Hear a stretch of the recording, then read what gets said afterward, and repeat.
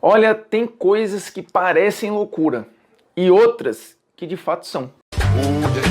Nunca pensei em ser perfeito, mas vou correr pelo direito.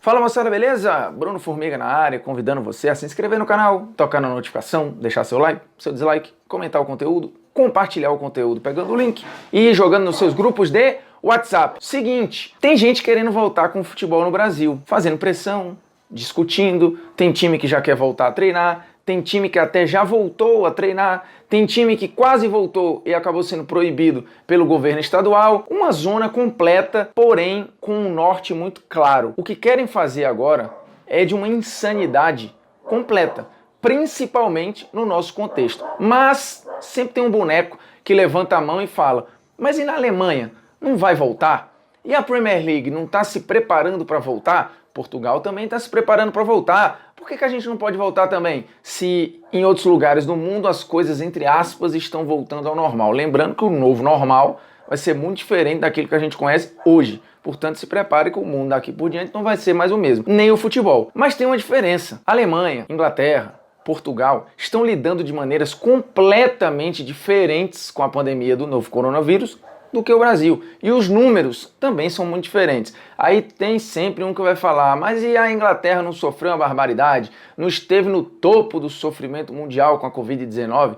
Sim, mas tem uma semelhança aí conosco. Eles demoraram a tomar decisão. Por um tempo, negaram inclusive a pandemia ou a gravidade da pandemia. Quando resolveram fechar tudo, os números já estavam lá em cima. Mas a Inglaterra conseguiu controlar a situação. E mesmo em crise, a Inglaterra é um país historicamente acostumado a lidar com situações muito sensíveis e tendo um sistema de saúde que é melhor que o nosso, tendo uma população menor para administrar, mas com um senso coletivo que é muito mais evoluído que o nosso, uma relação, por exemplo, com a coisa pública que é bem diferente do que a gente tem no Brasil. Então, mesmo numa crise profunda, como já aconteceu na Inglaterra, eles conseguiram contornar a ponto de hoje discutirem superficialmente datas para estabelecer que em junho a Premier League pode voltar, obviamente cumprindo vários protocolos. E aí a gente está falando também de protocolos que serão cumpridos ou que podem ser cumpridos num contexto cultural que é muito mais disciplinado que o nosso. Mas vamos para a Alemanha, que é de fato onde a bola vai rolar e é a primeira grande experiência, porque também pode dar muito errado. E a Alemanha servir de exemplo de que, queimaram a largada. Então vamos voltar porque não dá para ter futebol no mundo agora. A Alemanha foi um país que conseguiu lidar de uma maneira muito bem executada com a pandemia. É o país no mundo que proporcionalmente mais testa.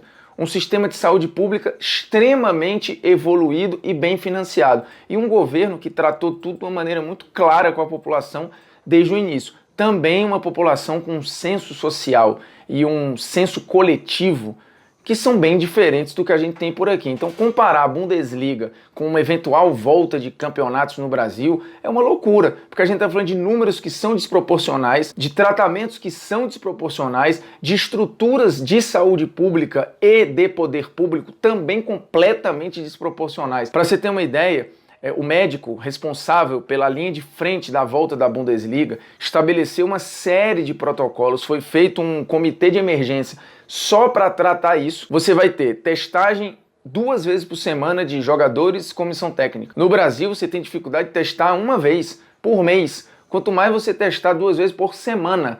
E aí você tem uma discussão que deveria ser moral aqui. Nós estamos com um problema para conseguir testar os profissionais de saúde. Faltam testes para a população de uma maneira geral. E aí a gente está querendo queimar testes com jogadores para poder esses caras voltarem a jogar numa atividade que não é essencial e que nem vai ter o torcedor no estádio, portanto não vai nem dar para falar que vai cumprir todo o seu papel social. Você tem, óbvio, muitos contratos amarrados, muitas obrigações dos clubes a cumprir, inclusive com seus funcionários, mas não dá para fazer loucura. No Brasil, hoje, o recado é péssimo se o futebol voltasse quando você tem, por exemplo, as escolas fechadas. Então, assim, é uma inversão completa de prioridades, se isso fosse acontecer. Mas lembremos, a prerrogativa de governadores e prefeitos é que cabe as decisões do que volta, do que não volta. Então você, para ter estaduais, por exemplo, as autoridades estaduais, as prefeituras deveriam discutir e autorizar. E não é esse o cenário que se desenha. Você tem clubes voltando a treinar com protocolos e nisso a CBF estabeleceu também previamente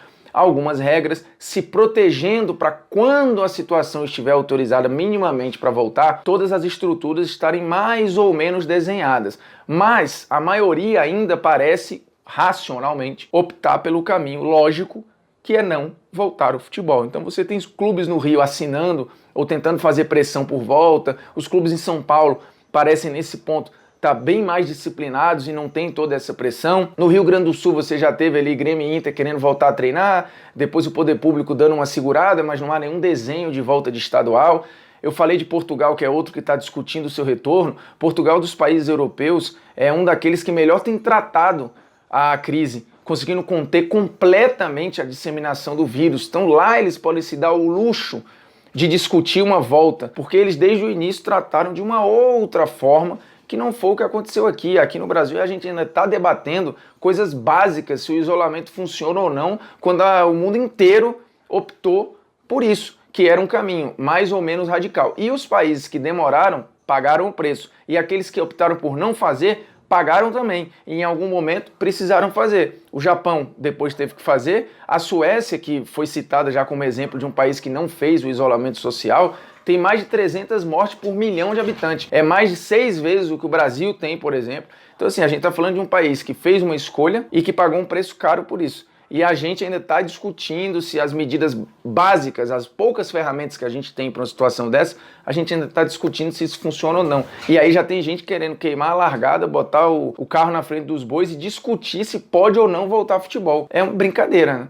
É de fato o retrato de um país que está completamente insano e esquecendo quais são as prioridades. Não é hora de voltar ao futebol, e olha que eu estou falando com algo que eu trabalho. E assim, quando não tem futebol, a gente não tem os jogos para fazer, o interesse diminui, os programas têm menos assuntos para tratar, mas não dá para a gente pegar o futebol e querer colocar ele à frente de uma série de outras coisas, exigindo coisas que nós não estamos fazendo para o restante da sociedade. Portanto, eu acho uma barbaridade se discutir volta de futebol, ou pelo menos cogitar a volta do futebol num momento como esse no Brasil. Beleza? É isso, agradecendo a sua audiência, a sua paciência, se inscreva no canal, toque na notificação, mais importante é vá, mas volte e espalhe o conteúdo por aí, beleza? É nóis, tamo junto.